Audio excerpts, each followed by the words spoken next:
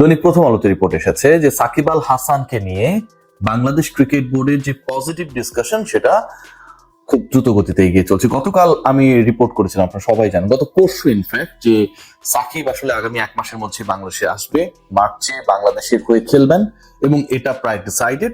সেই খবরটাই আরো বেশি পোক্ত হয়েছে প্রথম আলোর এই রিপোর্টের পরে। সাকিব আল হাসান কথা বলেছেন, সাকিব আল হাসানের রিটায়ারমেন্ট নিয়ে কথা এসেছে, সাকিব আল হাসানের যে কেসেস গুলো রয়েছে সেই কেসেস গুলো শেষ পর্যন্ত কিভাবে রিজলভ করা হবে সেই ব্যাপার নিয়েও আলোচনা রয়েছে। এবং মার্চে যে আলোচনাটা আমি করেছিলাম পাকিস্তানের বিপক্ষে সাকিব আল হাসান বাংলাদেশের জার্সি গায়ে বাংলাদেশের মাটিতে খেলতে নামবেন, সেটাও নির্ধারিত হয়ে গেছে। সেই আলোচনাই করতে চাই, আপডেটস গুলো আপনাদের জানাতে চাই। তার আগে আরেকটু আপডেটেড করতে চাই, সেটা হচ্ছে কুল অ্যান্টিপারস্পিরেন্ট ডিওডোরেন্ট স্টিক আপনার ঘাম কন্ট্রোল করবে 24 আওয়ার্স পর্যন্ত, আন্ডারআর্মকে একদমই ঘাম মুক্ত রাখবে এবং কাপড় দাগ মুক্ত রাখার ক্ষেত্রে একটা বড় রোল প্লে করবে। যা হোক, সাকিবকে নিয়ে আলোচনা করতে চাই। সাকিব আল হাসান বাংলাদেশে আসছেন প্রত্যাবর্তনের অপেক্ষা, এবং সেই প্রত্যাবর্তনটা আপনারা সবাই জানেন যে February is very near, February calling. মার্চের মোটামুটি প্রথম সপ্তাহে 2-3 তারিখের মধ্যে সাকিব আল হাসান বাংলাদেশে অবশেষে আসবেন। সাকিব আল হাসান যে বাংলাদেশে আসবেন, বাংলাদেশ ক্রিকেট বোর্ড স্ট্যান্ডবাজি করে সাকিবকে নিয়ে যে আলোচনাটা আমি করছি, আপনারা করছেন, সবাই করছে, সেটাকে আসলে মানে কি বলবো, আলোর মুখ দেখানোর চেষ্টা করেছে। যখন বাংলাদেশ ক্রিকেট বোর্ডের নানা কর্মকাণ্ড নিয়ে অনেক ধরনের অসন্তোষ ছিল, বিশ্বকাপে অংশগ্রহণ করা না করা, বাংলাদেশ যুব দলের ব্যর্থতা, বিপিএল এ ফিক্সিং, ঠিক তখন সাকিব আলোচনাটা মার্কেটে ছড়িয়ে দেওয়া হয়ে সাকিব আলোচনা মার্কেটে যখন ছড়িয়ে দেওয়া হয়েছে, ঠিক তখন সাকিব আল হাসানের আসার ব্যাপারে নিশ্চয়ই বাংলাদেশ ক্রিকেট বোর্ডকে একটা পজিটিভ রোল প্লে করতে হবে, এবং সেই ইফেক্টিভ রোলটা এমন হতে হবে যেন সাকিব আল হাসান বাংলাদেশে এসে খেলতে পারেন, সেটার জন্য যেন পরিবেশটা উপযুক্ত হয়। এই মুহূর্তে বাংলাদেশ সরকারের ক্রীড়া উপদেষ্টার দায়িত্বে যিনি আসিফ নজরুল, তিনি একই সাথে আইন মন্ত্রণালয়ের দায়িত্ব। বাংলাদেশ ক্রিকেট বোর্ডের সাকিব আল হাসানকে প্রত্যাবর্তনের ক্ষেত্রে আমার কাছে মনে হয় এই দুই মন্ত্রণালয়ের দায়িত্বপ্রাপ্ত উপদেষ্টা যে একজনই, সেটা একটা বড় রোল প্লে করেছে, এবং সেই ভূমিকার কারণে সাকিবের মামলা কেন্দ্রিক যে জট, সেটা আসলে খুব বেশি জট পাকাবে না সাকিবের বাংলাদেশের হয়ে খেলার জন্য। পাকিস্তানের বিপক্ষে সাকিব যে খেলবেন, সেই খেলাটাই সাকিব আল হাসানের শেষ খেলা কিনা, এরকম একটা আলোচনাও রয়েছে।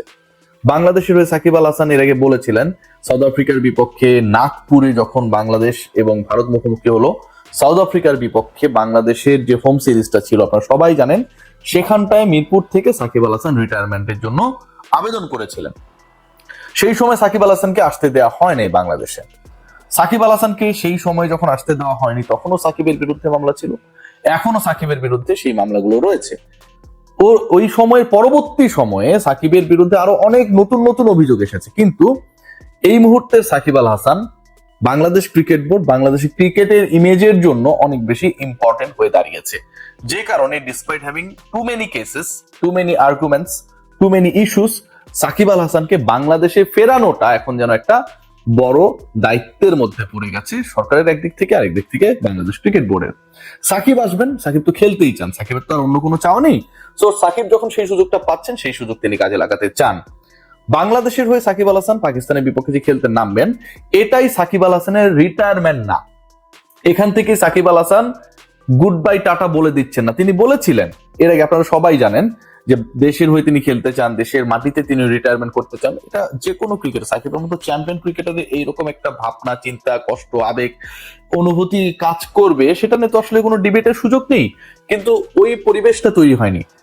যেই মন্ত্রণালয় এখন সাকিবকে ফেরানোর দায়িত্বে অনেক বেশি পজিটিভ রোল প্লে করছে, সরকার তো আলটিমেটলি কোনো একটা জায়গা থেকে আদিষ্ট হয়ে, অনুপ্রাণিত হয়ে, অথবা আদিষ্ট হয়ে যে সিদ্ধান্তটা গ্রহণ করতে যাচ্ছে, সেই সিদ্ধান্তের পেছনে তো যুব ক্রীড়া মন্ত্রণালয়ের একটা বড় রোল রয়েছে।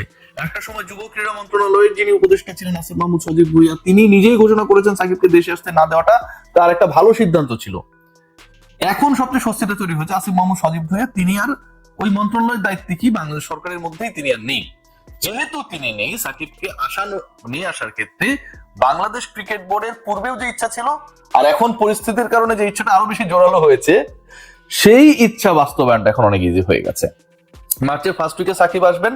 বাংলাদেশে যতটুকু জানা যাচ্ছে, সাকিব এলে অ্যাটলিস্ট 3 উইকস অবস্থান করবেন, এবং সাকিব আল হাসান বাংলাদেশের হয়ে খেলবেন, বাংলাদেশের জার্সিতে খেলবেন, বাংলাদেশের মাঠে খেলবেন। ইন্টারেস্টিংলি পুরো ঘটনায়, পুরো ডিসিশন মেকিং এর ক্ষেত্রে এমন একটা সিচুয়েশন ক্রিয়েট করার চেষ্টা করা হচ্ছে যেন কোনোভাবেই সাকিবকে কোনো হ্যারাসমেন্টের শিকার হতে না হয়।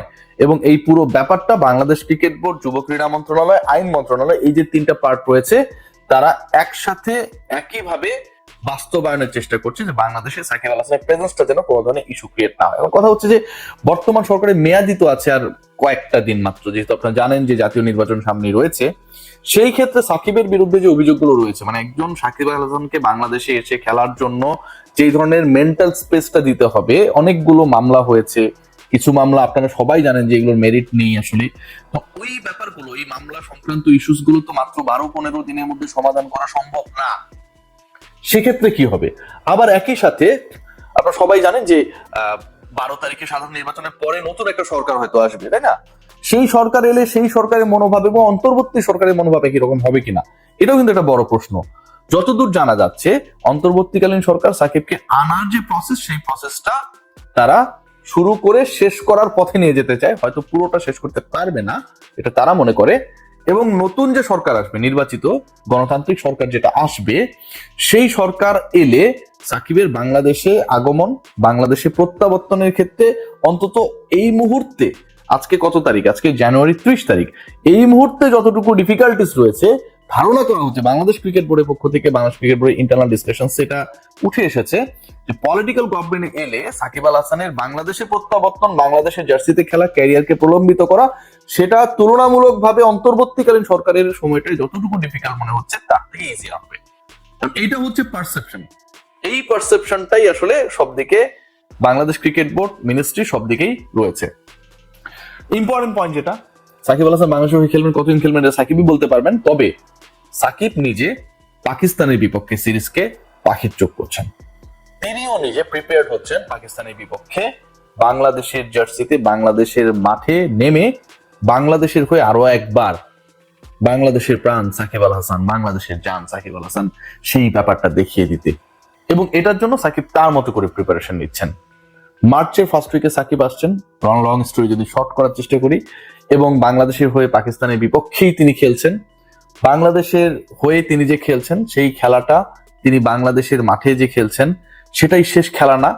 এবং বাংলাদেশ গভর্নমেন্ট, বাংলাদেশের ক্রিকেট বোর্ড সবাই মোটামুটি একটা লাইন আপে এসেছে যে সাকিবকে ফেরানোর ব্যাপারে, সাকিবকে বাংলাদেশের মাটিতে খেলার সুযোগ করে দেওয়ার ব্যাপারে বড় ধরনের আর কোনো বাধা নেই। আইনি জটিলতাগুলো সমাধানের প্রক্রিয়া শুরু হয়ে গেছে অতি দ্রুত। সাকিব সংক্রান্ত যেই অস্বস্তি কাজ করছিল লিগালি, সেটাও দূর হয়ে যাবে। সবাই ভালো থাকবেন।